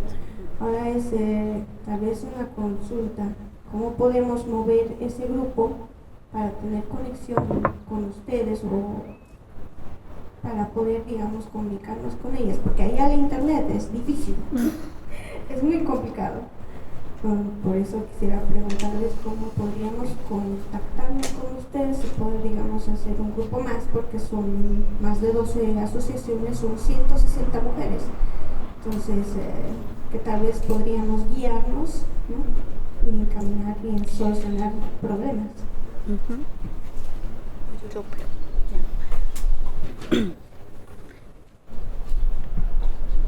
Mariana, igual lo puede usar. Sí, Si no te si me escuchan. Ahí. La gente lo agradece, la verdad. Sí, porque ayer no se oye. Hola, hola. Ahora. Sí, bueno, creo que hay dos formas, ¿no? Una es poder contactarnos, o sea, aprovechando que estamos en el país. En Córdoba, ahí contactado en Córdoba. Contactado en Córdoba. ¿No? Y bueno, también comentarte que tenemos una metodología del trabajo con estos grupos que justamente lo hemos construido desde la educación popular feminista y también desde el feminismo como tal, ¿no? Desde el feminismo comunitario, porque sí vemos que trabajar sobre los 5 campos de lucha y acción son lo que nos ha dado la oportunidad para poder avanzar en la despatriarcalización, porque nos hemos dado cuenta en estos grupos que si entramos desde la mirada occidental del feminismo para decir igualdad de género, que está súper bien, que sabemos que se trabaja, es un inicio, pero en nuestras realidades eso se queda cortísimo, no responde a la realidad que tenemos nosotros, la igualdad de género solamente. Por eso trabajamos desde la despatriarcalización y los 5 campos de lucha y acción nos han parecido fundamentales para poder hacer estos cambios. Entonces podemos compartirles la metodología, podemos compartirles la experiencia y de alguna manera también estamos generando algunos grupos de diálogo, experiencias regionales, donde sí nos gustaría contactarlas para que en algún momento las mujeres de los grupos con los que trabajan puedan entrar en diálogo con las mujeres lideresas de esos grupos que tenemos ya avanzados, por así decirlo. Entonces hay toda la posibilidad.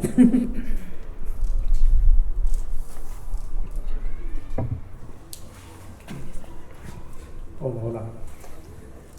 Ya me siento. Bien, cada vez que voy a una charla sobre género o temas de feminismo, siempre me he sentido culpable.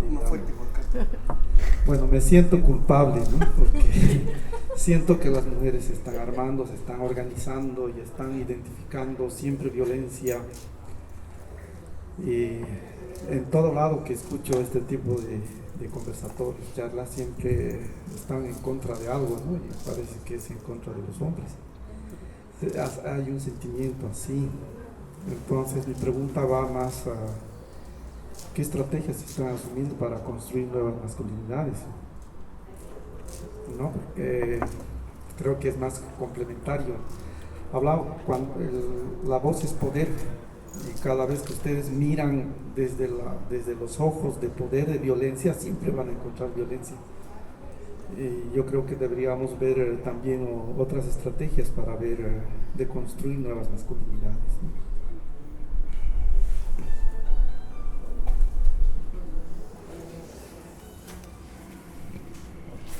Dentro del feminismo no se ataca al hombre, no se ataca. Queremos tener los mismos derechos que tienen los hombres, construir es una necesidad que nosotros tenemos. No queremos ser más que ustedes, no queremos eso, queremos caminar junto a ustedes. Por eso decía muchas veces cuando hablamos de feminismo y cuando hablamos de género, los hombres se sienten violentados, ¿cierto? Porque dice, es el pensamiento de todo, hasta del más pequeño, es que tú estás en contra mía. No, no estamos en contra de usted. Estamos en contra de todo eso que nos rodea, de todo ese sistema patriarcal, de todas las leyes que se han armado, de lo que se sigue armando, y que cuando el hombre es sensible frente a eso, dice por ahí no es. Mira, nosotros en este momento tenemos un presidente, el primer presidente en Colombia de izquierda, después de 212 años, y lo primero que ha hecho es construir un ministerio de igualdad. Y en eso es buscar la igualdad de derechos para nosotras las mujeres. Como lo decía la compañera, que todas las indígenas, las afro, todas tengamos el mismo derecho y no seamos miradas por los hombres.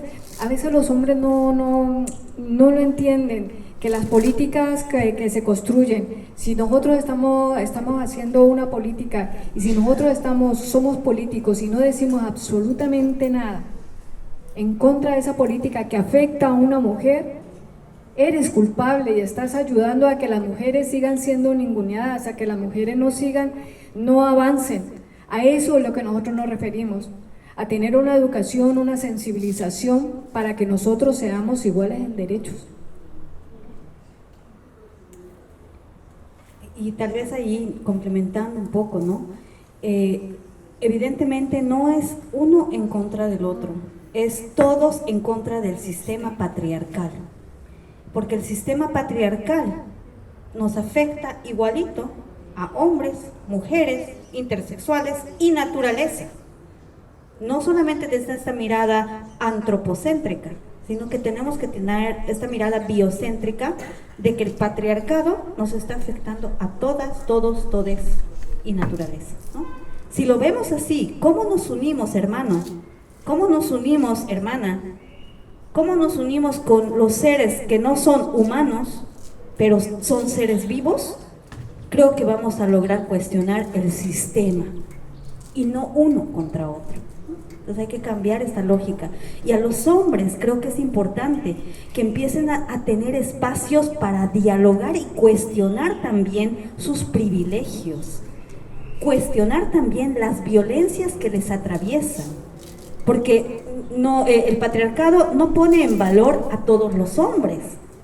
Hay un formato de hombre, el formato eurocéntrico de hombre. Porque si nosotros hablamos de nuestros hermanos indígenas, ellos también se ven atravesados en sus cuerpos por el patriarcado. ¿Me permite un momentito? Por ejemplo, un ejemplo que visualiza mucho es cuando nosotros les decimos a los niños, es que usted no puede llorar, es que usted los niños no lloran. ¿Perdona? Si son seres humanos, ¿por qué no pueden llorar? Porque nos han construido en ese sistema patriarcal y usted no tiene derecho a llorar. Pues sí puede llorar. Usted puede ser débil, pero no, un hombre tiene que ser por fuerte, macho, varón, tiene que tener la fuerza. ¿O no? Porque es un ser humano, que biológicamente podemos ser y construir eso, pero también somos seres humanos. Las mujeres también podemos ser fuertes, las mujeres también podemos, que es una construcción más alta, ¿no? Entonces, pues, tener en cuenta solamente con ese ejemplo a dónde es que vamos a dónde queremos llegar. Hay varios más. Hola. Bueno, yo soy Susi, también de Bolivia, y yo trabajo en Médicos del Mundo España en Bolivia. Primero felicitar a las dos compañeras, experiencias muy interesantes, y creo que es visible el poder notar, si se quiere, estos avances que están teniendo. Yo tenía dos comentarios para reflexionar con ustedes y con todas y todos, ¿no? Bueno, buenas tardes a todas y todos, mil disculpas. Miren, hay dos aspectos que me han llamado mucho la atención. En el caso de Bolivia, sí es muy interesante lo que nos plantea Mariana, Pero creo que en Bolivia nos venimos todavía cuestionando el cómo, es algo muy importante a descifrar. Mariana nos habla del feminismo desde lo comunitario. En realidad en Bolivia existe un plan de igualdad, se llama, ¿no? Que ha sido, si se quiere, promulgado en 2010 y que se basa en esta filosofía del feminismo comunitario, ¿no?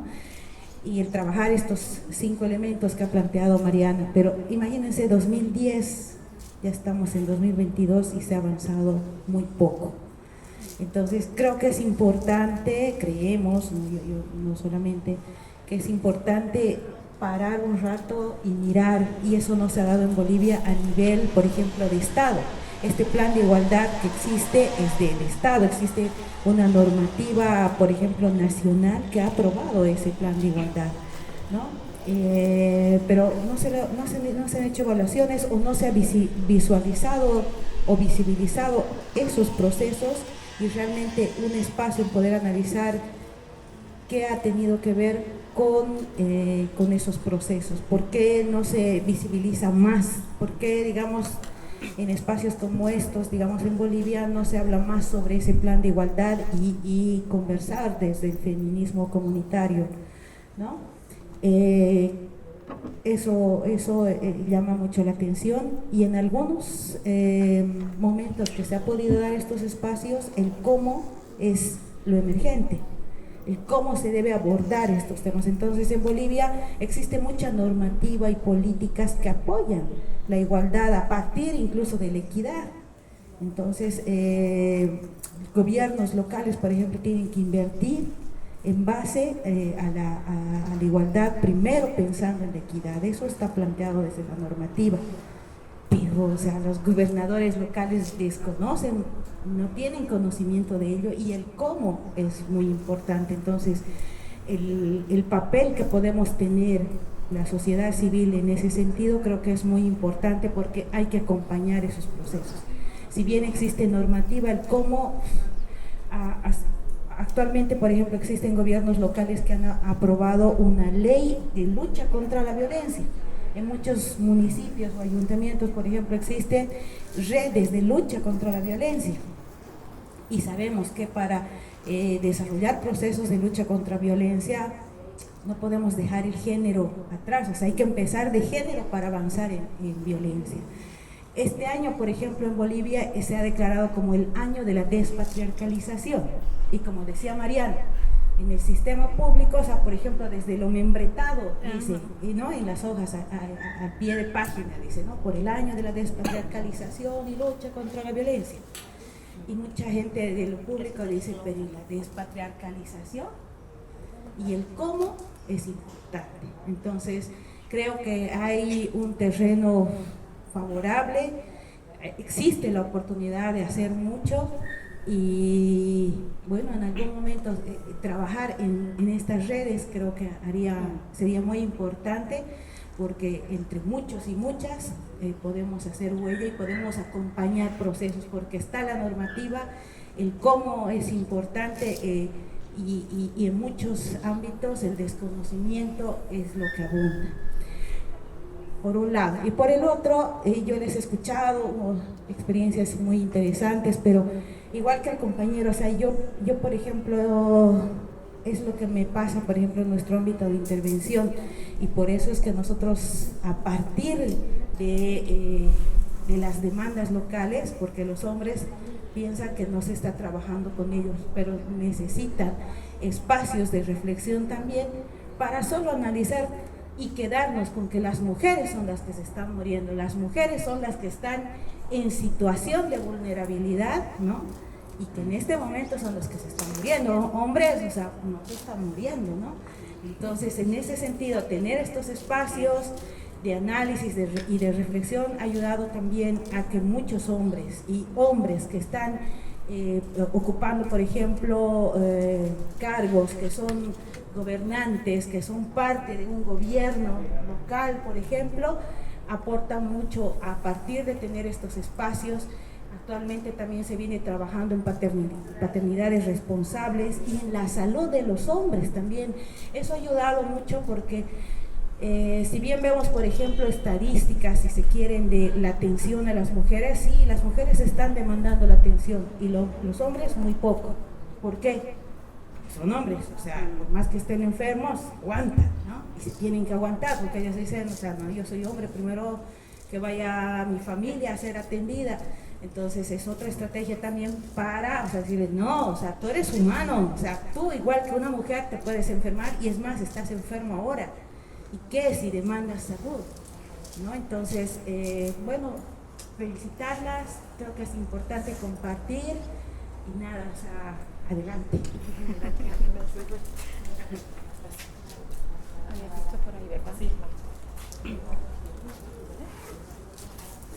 En primer lugar, felicitación a las dos por las intervenciones tan válidas, tan interesantes y que a mí me han enriquecido mucho. Yo tengo una preguntita para las dos. ¿Se consideran ustedes transgresoras? Y la otra preguntita es, ¿qué coste tiene ser transgresora? Y también con la experiencia que tienen trabajando con mujeres, por ejemplo, estoy pensando en una mujer que tenga 4 hijos, que trabaje fuera de la casa, es decir, ¿es fácil para ellas transgredir? Entonces, esas son las dos preguntas que me gustaría. A nivel interior, ¿qué coste tiene, no? Con las dos ahí. Bueno, sí. Creo que, por lo menos desde mi vivencia, sí, he sido muchas veces transgresora, con mucho miedo, eso sí, porque a las que nos atrevemos a salir de este margen, el costo es el insulto, la desvalorización,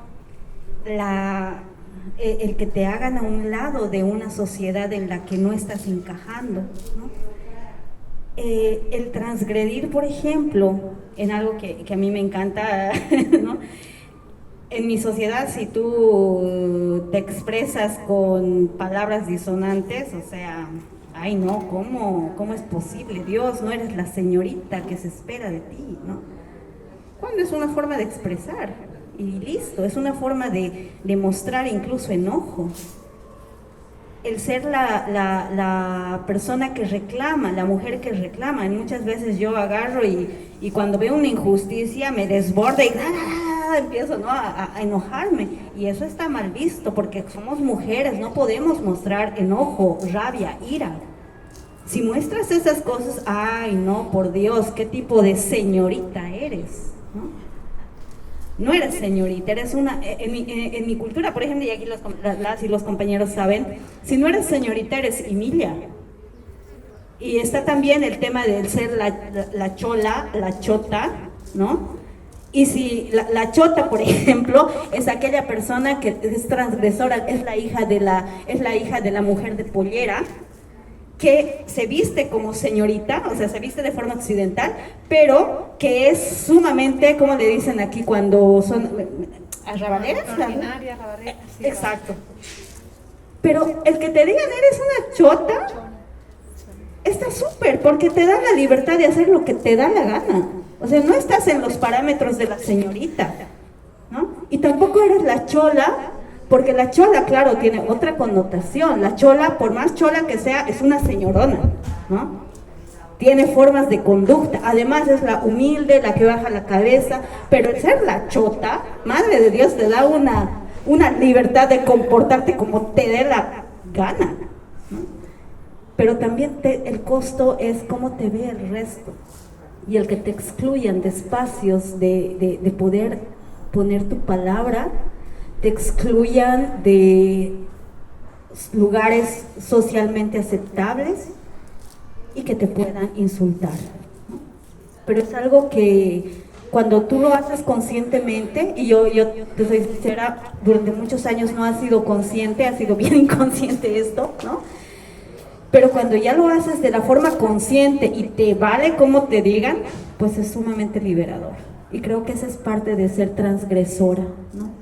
Eso es parte de identificarte desde esta libertad del ser, sin necesidad de caerle bien a todo el mundo, ¿no? Entonces, va por ahí.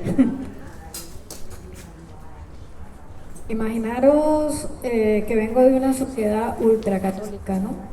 Mi familia ultracatólica esperaba verme vestida de blanco y tener hijas o hijos. Y es mi edad y no quiero casarme ni quiero tener hijos. Entonces, y soy inmigrante y estoy dentro de una sociedad que estoy trabajando por la igualdad. Entonces yo creo que he transgredido, me he salido de todo ese parámetro que se había esperado de mí. Yo se supone era la niña de la casa, entonces pues tendría que tener un chorrón de hijos como lo tienen mis hermanos y hermanas, y no, y lucho por tener mis derechos, por ser eso, de decir lo que siento, hacer lo que pienso y ser feliz. Yo creo que ese es el mayor trabajo que uno tiene que hacer, ¿no? Ser feliz con lo que uno es y con lo que uno quiere, no con lo que la sociedad me diga. Y tengo un miedo horroroso ahora que vuelva a casa y decir, Aleida, pero ¿dónde está tu familia? ¿Dónde está tu esposo? ¿Dónde están tus hijos? ¿Dónde? Y ese va a ser el reto más grande que voy a tener. Porque encontrarse en un país donde se espera algo que yo no voy a hacer porque no quiero ser lo que ellos quieren que yo sea, va a ser muy fuerte, ¿no? Bueno, otra cosa era, pensando lo que tú decías, ¿cómo lo hacemos? Mirad, voy a contar la historia que yo he vivido aquí de cómo han logrado hasta tener un pacto de Estado y tener leyes contra la violencia de género, y tener una ley de, ahora ha salido de que solo sí es sí. ¿Cómo hemos pasado todo ese proceso, no? En el 2007 fue asesinada una mujer, en 1997 fue asesinada una mujer. Ella fue a denunciar a su marido porque la estaba agrediendo, y el juez le dijo que no le daba el divorcio, bueno, le daba el divorcio, pero tenían que vivir en la misma casa, uno arriba y el otro abajo, ¿vale? Y la señora salió a hablar por la televisión pública aquí en España, a decir lo que ella llevaba durante 40 años. Esta señora se llamaba Ana Orantes. Dijo de cómo la había golpeado, cómo la había violado, porque como es mi marido, puedo tener sexo contigo cada vez que quiera, no, eso es violación. ¿Cómo había hecho todo esto, no? Y ella decía en el medio público que ella ya sabía que la iban a matar. Sí, señor. Llegó el juez, dijo que no, que pobrecito, que nunca había visto a un hombre llorar tanto, que mira cómo la amaba porque lloraba tanto, ¿no? Entonces que les daba el divorcio, pero que uno vivía arriba y el otro abajo. A los 17 días, este señor la cogió, la amarró en el patio de su casa, le echó gasolina y la incendió, la mató, ¿vale?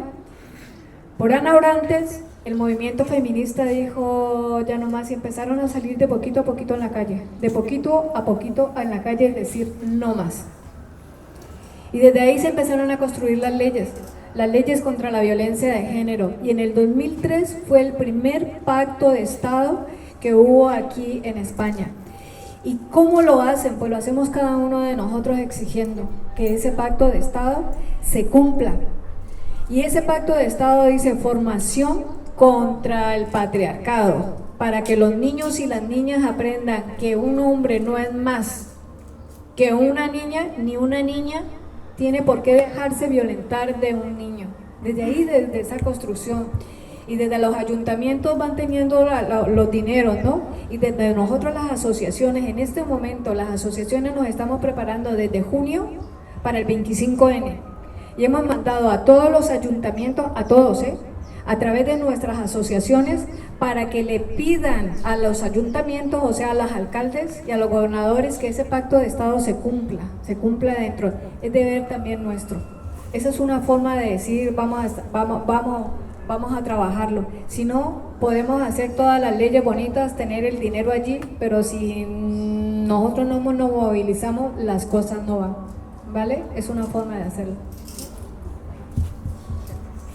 Había un compañero, sí, hay dos palabras solicitadas.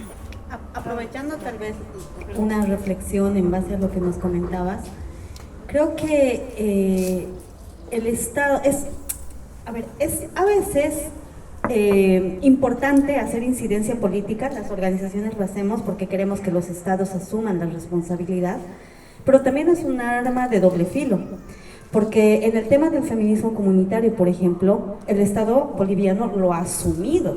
Y cualquiera diría, oh, qué bien, qué bueno y no sé qué, pero no es tanto así. ¿Por qué? Porque el Estado de por sí ya es patriarcal. ¿Se podrá despatriarcalizar desde el Estado? Muchas feministas bolivianas decimos, eso no se puede. Y evidentemente el plan se ha hecho entre el 2008 y 2010 y a la actualidad el avance es mínimo. Y el año de la despatriarcalización, que es este año, si tú lo lees bien, se cumple cuando imprimes hojas que digan año de la despatriarcalización. O sea, ¿qué clase de cambio puedes hacer con eso, ¿no? Un tallercito no va a cambiar ni va a despatriarcalizar. Entonces creo que es de doble filo cuando el Estado asume estas luchas, que si sería otro tipo de Estado tal vez sería interesante, pero si es un Estado como el boliviano, que también es patriarcal, creo que cuando asume estas luchas no va a haber resultado, ¿no? Y aquí comentarles, por ejemplo, hay un grupo de mujeres que son defensoras de la tierra y ellas trabajan contra el extractivismo y han acuñado un término desde su lucha que es la violencia de género medioambiental. Y durante muchos años ellas querían que esto se reconozca dentro de la ley 348 en Bolivia, que es la ley contra toda violencia hacia las mujeres. Nosotras en Bolivia tenemos 16 tipos de violencia reconocidas por el Estado, ¿no? Y querían que esta se incorpore. Pero después ellas mismas han dado un paso atrás y han dicho, no queremos que el Estado agarre nuestra construcción y nuestra lucha política, porque si no, la van a deformar. Y va a pasar lo mismo con la despatriarcalización, que lo han agarrado tal vez como una bandera para hacer publicidad y eslogans que al final no se operativizan. Entonces es doble filo eso. Para ella había una intervención. Hay dos más. ¿Era tú? Perdón, me equivoco. Hola. Buenas tardes a todos, todas, todes. Gracias por las presentaciones, por ambas exposiciones. Solamente quiero hacer un par de comentarios. El primero, creo que coincido en el caso de Bolivia y creo que en general la despatriarcalización y las luchas contra las violencias no vienen vía normativas que se quedan en papel, vienen en acciones concretas que se deben ir construyendo y tienen que ver con procesos educativos, culturales, de creación de nuevas realmente culturas de relacionamiento, de convivencia, de igualdad, de respeto de derechos, ¿no? De igualdad de derechos y también coincido plenamente en esto de que esto no es tema de mujeres, es en realidad de construir también nuevas masculinidades, ¿no? Encaminadas a repensarse como hombres, repensarse como seres humanos que convivimos en una sociedad y tenemos que luchar por los derechos de hombres, de mujeres, de todo lo que son estas colectividades también distintas, porque muchas veces solamente nos vemos hombres y mujeres, pero hay distintas también colectividades, grupos que están luchando por la defensa también de sus derechos, que muchas veces son excluidos. Es luchar por la exclusión y por la vulneración de derechos de todos los seres humanos, pero también luchar por lo que es todo lo que tiene que ver con el reconocimiento también de la ecodependencia, los derechos de la naturaleza, ¿no? El patriarcado lo que ha hecho es realmente posicionar toda esta lógica de dominación contra la mujer, contra los grupos vulnerables y contra la naturaleza. Y creo que ahí el feminismo encuentra muchos puntos de conexión con lo que es realmente la lucha también por los territorios, por los cuerpos de las mujeres, y creo que hay ejemplos que realmente son maravillosos de enseñanza a partir de lo que es la vivencia de las mujeres, de luchas por sus territorios, que están en realidad relacionados con lo que es la lucha por sus cuerpos y a la vez la lucha por sus propios derechos, ¿no? En Bolivia, en el Grupo de Trabajo Cambio Climático y Justicia, con Oscar en 2014, hicimos unos imaginarios del vivir bien, donde se diferenciaba lo que era el vivir bien en las mujeres urbanas, en las mujeres indígenas, en las mujeres jóvenes, Y ahí se destaca estas miradas distintas del vivir bien pensada en los derechos, en los territorios, en la alimentación, en la familia, en la comunidad, que es distinto de esta mirada occidental de pensar el bienestar solamente por lo que uno tiene y no por lo que uno es y por lo que puedes llegar a ser a partir de lo que es la defensa, precisamente a partir de lo que son los derechos. Un tema que creo que hay que tener también cuidado es esto de que la academia valide conocimientos de lo que son pueblos indígenas, mujeres. Creo que esa es otra mirada colonial, patriarcal, que en realidad la academia lo que tiene que hacer es abrirse a poder dialogar, generar un conocimiento dialogado, aprender e interaprender de lo que son estos procesos, ¿no? Porque si decimos la academia ha validado, estamos diciendo la academia otra vez. Mientras la academia valide, ese conocimiento no existe. Cuando es el conocimiento que en realidad está permitiendo también el generar estos feminismos, estas luchas, estas resistencias para definir reexistencias. Y creo que eso es lo importante en estos procesos, cómo aprendemos a definir reexistencias desde el reconocimiento de la ecodependencia, pero también desde el reconocimiento de la interdependencia que tenemos y el cuidado que las mujeres han desarrollado. Creo que si bien marcas un hito, Mariana, a partir de lo que ha sido la crisis del 2019, pero creo que hay historias contemporáneas, pero historias también más de más largo aliento que muestran, ¿no?, cómo esto se está construyendo desde los feminismos también territoriales, de luchas.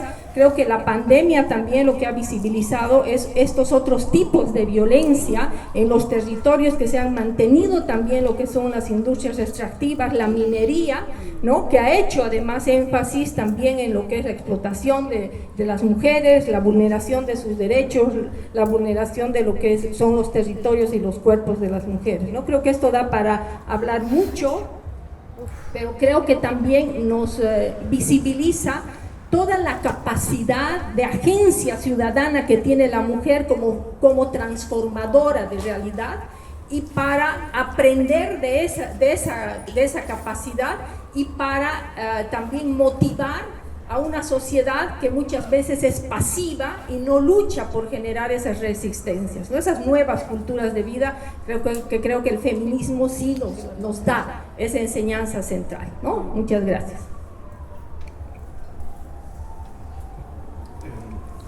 Felicito a Laida y a Mariana la exposición y comparto muchísimas cosas que ya Tania ha mencionado.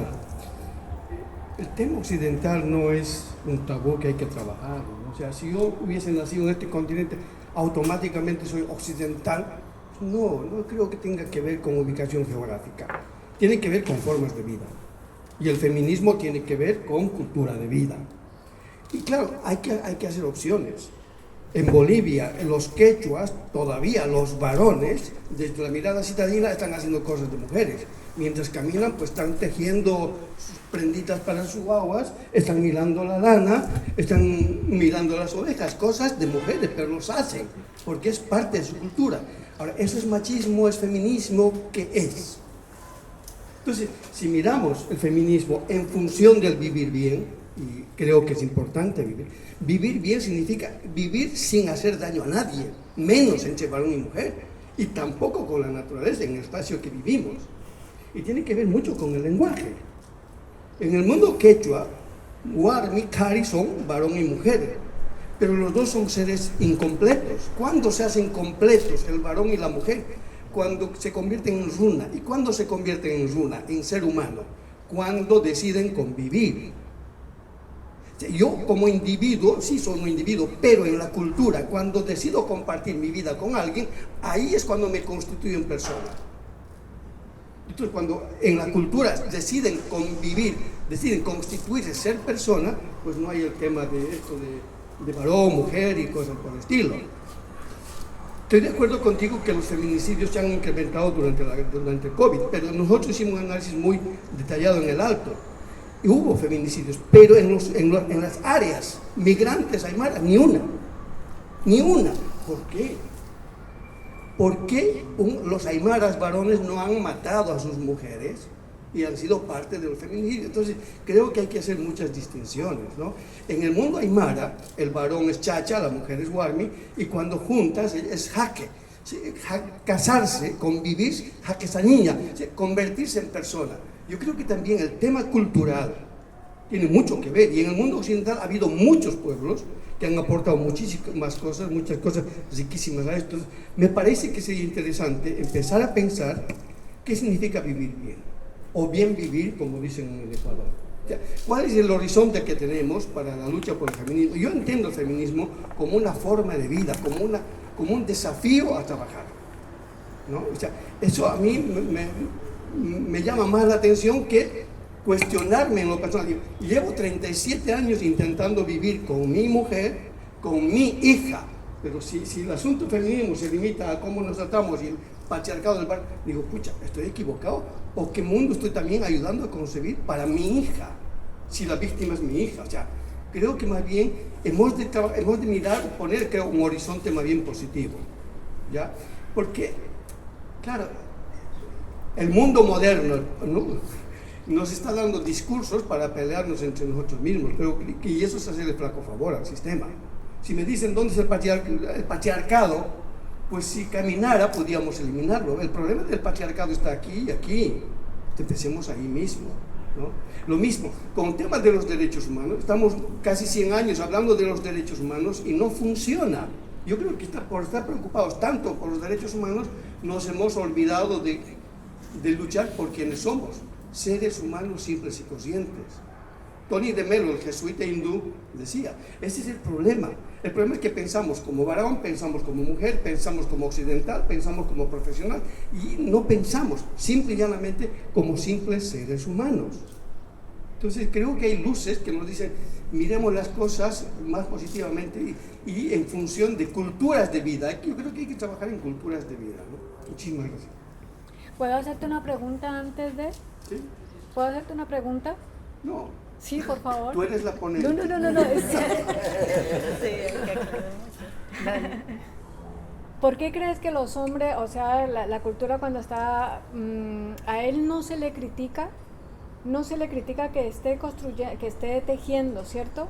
Pero si lo trajeras aquí, esa construcción sería, mira, tejiendo, él, ¿sí? Sí. No, en Bolivia, que te vean tejiendo, ¿no? Allá se dice mandarina, ahí está un mandarina, y un maricón, un cobarde, un dominado. Sí, claro que sí, pero la fortaleza no le viene por ese lado, le viene, sí, esto yo hago porque comparto la construcción y quiero vivir bien. Claro que sí, frente a un mundo citadino se enfrenta a todos los objetivos posibles, claro. Sí, a mí me gustaría responder. Sí.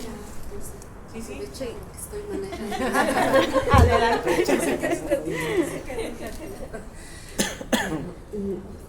Para Mariana, ¿no? El reconocernos como un Estado plurinacional implica el reconocimiento no solamente, digamos, de las naciones indígenas por tenerlos ahí en nombre, sino sus propias cosmovisiones, su cultura principalmente. Entonces yo, que he trabajado muchos años con comunidades bajo este enfoque del diálogo de saberes y todo, soy académica, siempre he sido académica, ¿no? Desde que salí de la universidad, yo veo que es un poco peligroso tal vez querer homogeneizar, digamos, derechos, querer homogeneizar visiones respecto, por ejemplo, a los temas que están discutiéndose acá. No es mi área, pero sí hago mención, por ejemplo, a un conocimiento, un saber, tal vez sabiduría, que tienen sobre la predicción climática, que justo mencionaste, ¿no? Ese es un tema que me apasiona, he estado 14 años con ese tema, más allá de que me lo permitan o no me lo permitan en la academia. Y de repente tú ves que en las diferentes culturas, las diferentes naciones, ese conocimiento pervive y está muy vinculado al entorno específico, ¿no? Y para que ellos puedan tener y desarrollar todo este conocimiento, tienen que estar en contacto permanente con la naturaleza, porque al final lo que es la predicción climática expresa una lectura y esa convivencia, digamos, con la naturaleza. Pero en cada pueblo, ¿no? Y hasta me he animado a hablar de esos temas con los mayas, con los mapuches en un programa que trabajé. En realidad, la concepción, la cosmovisión tiene mucho que ver. Si yo bien te estoy hablando del tema de la predicción climática, también tiene que ver con esta relación hombre-mujer, familia, el jaque.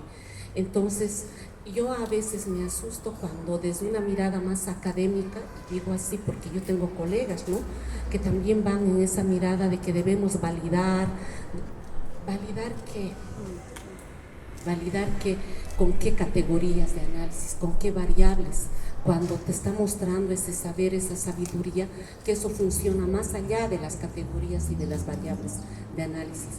Entonces yo digo, para hablar de feminismo, ¿no?, y si vemos un poco la crisis que hay, digamos, dentro de los entornos más urbanos y periurbanos, ¿no?, es lógico que tenemos que construir, ¿no?, diálogos y todo lo demás. Pero yo, en el caso de los pueblos indígenas, me animaría a mirar un poco más desde adentro, reconociendo esa diversidad. Resumo, no hay recetas, no hay derechos universales, es algo que se tiene que construir en ese diálogo y en ese mirar, digamos, más integral, más holístico, como llamamos, ¿no? Y no hay, digamos, este conocimiento que domina y que tiene que validar el otro, y tiene que ser lo mismo en estos temas. Por eso somos un país tan diverso con nuestras 36 naciones. Además tenemos que sumar ahí las ciudades, ¿no?, que es donde pienso que debemos trabajar muchos temas. Pienso que en los pueblos, no estoy diciendo que no hay violencia y todo lo demás, pero ahí encuentran las formas de acuerdo a su cosmovisión, a su cultura, de un entendimiento, lo que tal vez no ocurre dentro de las ciudades, como él indica, ¿no?, en el alto. No es tanto que se da con la gente de los pueblos, es con la gente que está viviendo estas crisis, pero dentro de los centros urbanos, ¿no? Entonces, eso principalmente como comentario, Mariana, mirar un poquito la diversidad también respecto a estos temas. Sí. Claro. Trasladando lo que sucede en el área rural, es crítico, es duro. Entonces, para nosotras como asociación lo que estamos haciendo es trabajar con las escuelas, con las niñas y niños, porque ahí se va a ver un cambio, no tan profundo, pero sí un cambio, donde nos permita, digamos, hacer parar y hacer un límite a lo que es la violencia y lo que es los feminicidios. Porque hacer talleres sirve, ¿no? Y las mujeres allá nos escuchan, nos entienden, lo que nosotros queremos transmitir para que ellas cambien, porque ellas es el núcleo de sus familias. Entonces, pero hay un muro por la cultura, porque ellas están arraigadas con su cultura y el machismo, y está en ellas, ¿no? Y no vamos a mentir, o sea, ellas están y han nacido así, y van a vivir y van a morir así. Y hay muy pocas las que, digamos, tienen el carácter de cambiar y decir, no, aquí vamos a cambiar por mis hijas y por mis hijos.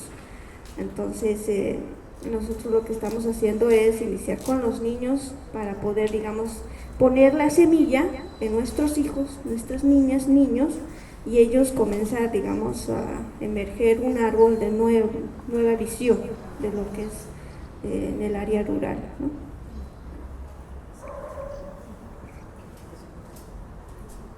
Te doy un comentario más de eso de los huertos. Esto de los huertos también, yo llevo varios años trabajando con mujeres relacionadas con lo que son huertos, y creo que la pandemia ha sido un escenario muy importante donde se ha generado realmente la soberanía de las mujeres en términos de hacer el ejercicio soberano, de poder ir generando también y visibilizando estas nuevas formas de hacer economías, de fortalecer la convivencia e incluso de influir en sus entornos familiares y sociales para pensar distinto en términos de lo que es la producción, el huerto como un escenario de realmente soberano, alimentario, productivo, pero también en términos del huerto como un escenario político de transformación de relaciones de convivencia con la naturaleza. Para nosotros ha sido un aprendizaje muy lindo el que las mujeres, por ejemplo, ejerzan la soberanía de decidir también hacer y construir relaciones colaborativas y de solidaridad con la comunidad, con sus entornos familiares inmediatos y con población vulnerable de sus entornos que han podido tener acceso a la alimentación, acceso a plantas medicinales, acceso a la posibilidad de generar estas relaciones en un momento en que la gente estaba aislada, ¿no? Estos espacios han sido realmente espacios sociales, políticos, económicos, productivos, alimentarios y de creación de espacios de culturas de vida distintas, ¿no? Creo que eso es importante también destacar.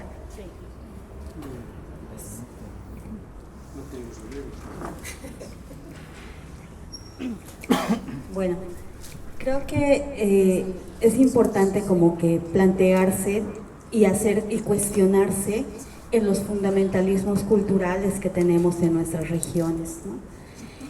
Yo como mujer aymara me cuestiono, ¿no? Si yo no me caso, o me divorcio, ¿dejo de ser persona? ¿No? ¿Necesito un otro para convertirme en persona? Entonces, creo que es importante y está bien conocer qué es lo que plantean nuestras culturas, pero también está bien cuestionarnos y ver qué nos hace sentir a nosotras. El que nuestra cosmovisión nos vea como incompleta si no estamos con un hombre. Y eso es también parte de ser feministas, de irnos como que reflexionando a qué se llama persona, a qué no se llama persona, qué es complementariedad. El chachahuarmi, por ejemplo, que es una forma de complementariedad entre hombres y mujeres, está muy bien planteado, es muy rico el cómo se comprende esto, pero también desde los feminismos indígenas lo cuestionamos. Entonces creo que empezar a cuestionar la cultura es parte también de la transgresión, porque cuando pensamos que las cosas están escritas en piedra y no las cuestionamos, podemos caer en algunos fundamentalismos. Y está bien cuestionar, está bien repensar, está bien apoyar, estar de acuerdo y no estarlo, porque eso es la pluralidad de pensamiento. Creo que con esa reflexión yo me quedo y creo que también es importante aclarar en estos espacios, bueno, en estos espacios es menos, pero en los espacios donde trabajamos en las comunidades es mucho más, cuando se equipara el machismo con el feminismo, ¿no? Que es también un error, sí, que también pasa, ¿no? En todos los lugares, pero creo que eso es bien importante, no hay punto de comparación, ¿no? Los feminismos vienen a ser las acciones y las luchas políticas para la reivindicación de nuestros derechos, para la reivindicación de nuestros seres, ¿no? Y el machismo es un sistema de opresión, es una forma de opresión que no tiene punto de comparación alguno, ¿no? Entonces creo que está bien ponerlo en mesa, está bien visibilizar esto y también replantearnos y repensarnos desde nosotras. Hay una mano levantada, nos queda muy poquito tiempo. Queda poquito tiempo, sí, quizás. Entonces hay una mano levantada, ¿alguien más quiere intervenir? Porque vamos a cerrar el turno de palabras. Vale. Muy bien. Este momento de aquí. Falta. Bueno, muchas gracias por todo, por la exposición y por todo el conocimiento. Y mi pregunta es, dado el problema que hay, ¿dónde creéis que podría ponerse solución o poner foco? ¿Dónde poner foco al principio? O sea, de todo el problema que hay, ¿dónde podemos empezar a poner el foco nosotros aquí para ayudar a todas las culturas? No sé si me explico.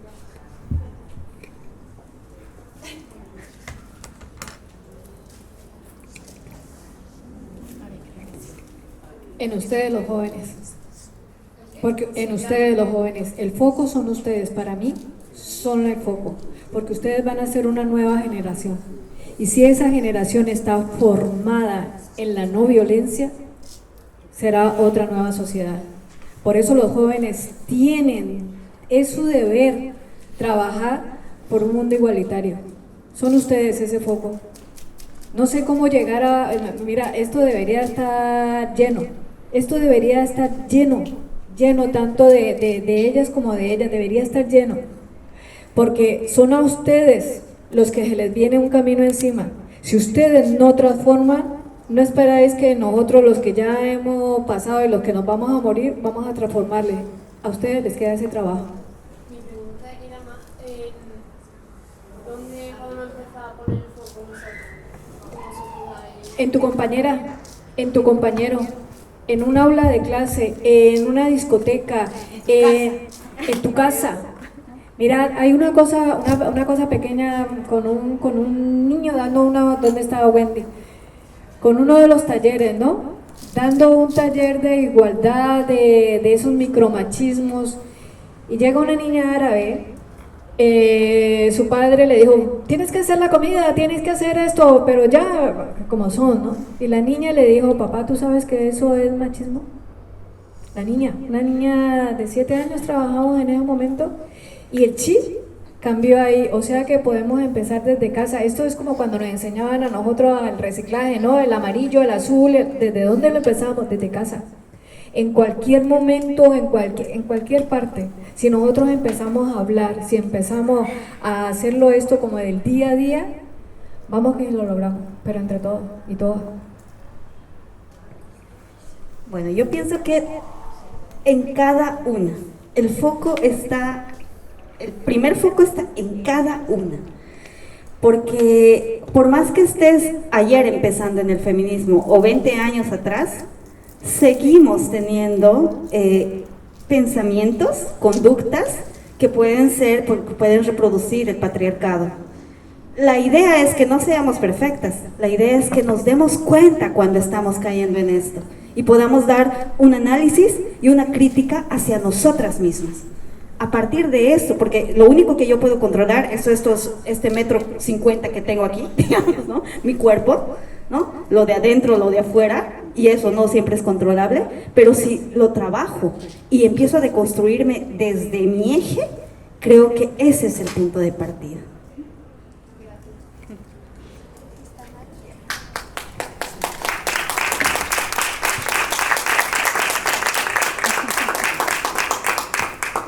Bueno, ya va siendo la hora, la luz se está yendo también y bueno, lo cierto es que nos quedaríamos aquí charlando horas y horas, pero bueno, en un momento hay que cerrar también, descansar y reflexionar también todo lo abordado.